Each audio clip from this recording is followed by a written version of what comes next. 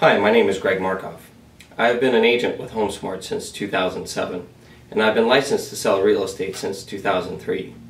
It's an incredible privilege for me to be able to put together the Smart Short Sale program as part of what HomeSmart agents are able to offer to our marketplace, because I believe it's a great program that leverages the abilities and the talents of everybody involved.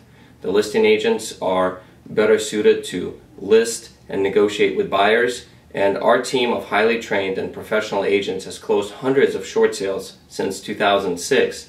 So we're better suited to leverage our talents to negotiate and work with the banks on your behalf so that we can get a better approval for you. Now, quickly about the history of short sales. I don't want to get into why short sales work. I don't think that's helpful. The bottom line is this: we didn't make up short sales. Banks did. They believe it is a win-win transaction where they can usually get more money and they can release the seller on better terms, and it's also better for the marketplace. The property usually sells in a better condition and at a market value that helps your neighbors even after you move out of the neighborhood. Now, some have called short sales a dignified exit, and I really believe that that's the case.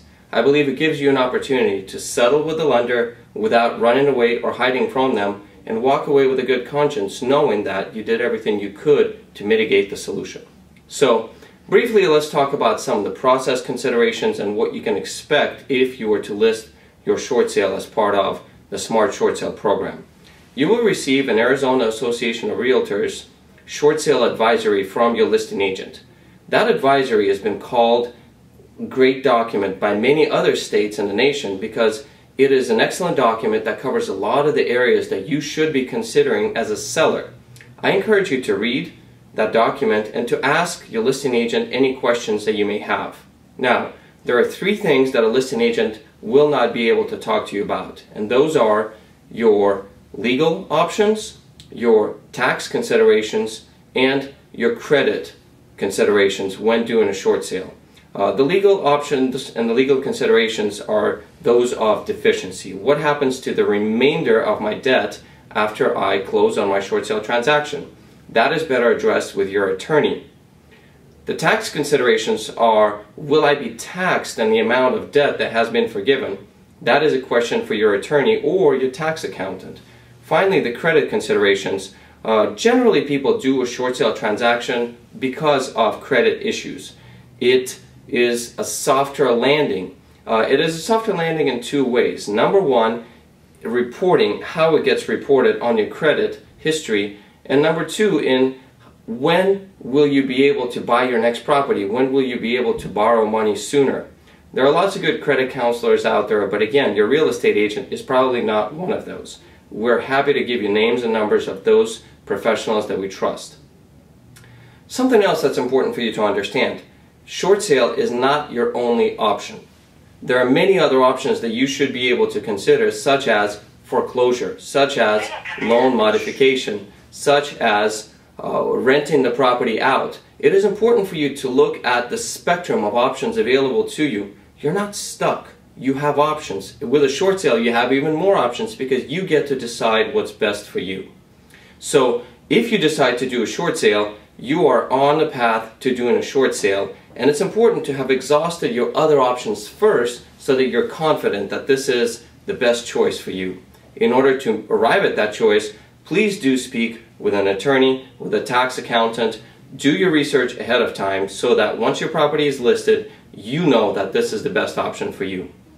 Something else that is very important about short sales is what we call a contractual short sale contingency. A definition of a short sale, according to the Arizona Association of Realtors short sale addendum to the purchase contract, is this: it is a transaction between the borrower and their lender that is acceptable to both. In other words, once the lender gives you the terms of approval that are acceptable to them, the ball moves into your court and you need to decide if their terms are acceptable to you.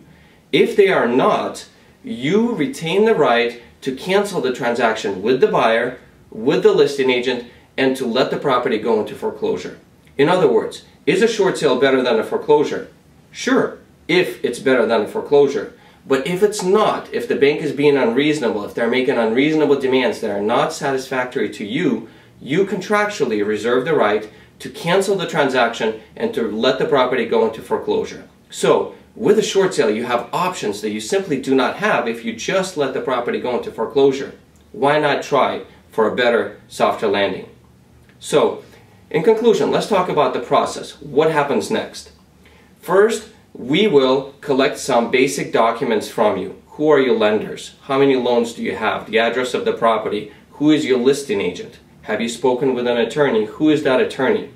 Next, your listing agent is going to market the property. They're going to list the property. They're going to represent it to the market, which is what they really do best. Next, they're going to receive an offer and negotiate with any prospective buyer.